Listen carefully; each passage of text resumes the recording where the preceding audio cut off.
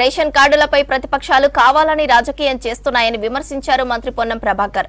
పాత రేషన్ కార్డులు తొలగిస్తారన్న ప్రచారాన్ని నమ్మవద్దని సూచించారు. పాత రేషన్ కార్డులు ఎట్టి పరిస్థితుల్లోనూ తొలగించబోమని చెప్పారు.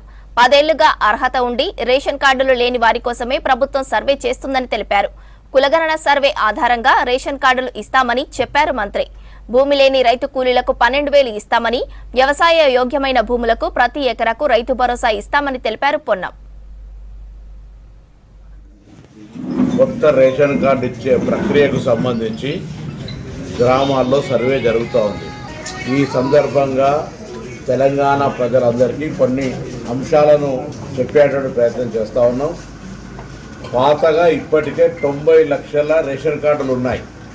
2,81,00,000 మందికి సంబంధించిన 90 లక్షల రేషన్ కార్డులు ఉన్నాయి. ఇప్పుడు వాటికి సంబంధించిన అంశం కానీ ప్రస్తావన కానీ ఈ కొత్త రేషన్ కార్డు పంపిణీలో లేదు.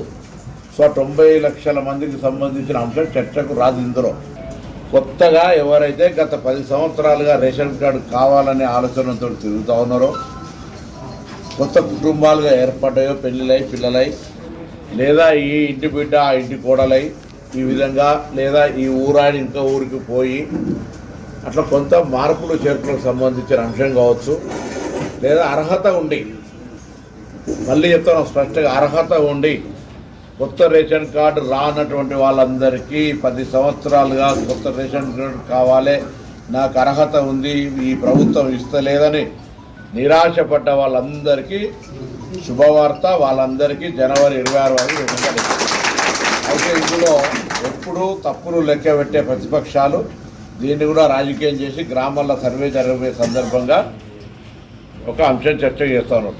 ఇప్పుడు పాత రేషన్ కార్డులు, కొత్త రేషన్ కార్డులు గ్రామ సభలలో ఎప్పుడైనా ఎవరైనా పెట్టుకొని చర్చ చేసుకోవచ్చు.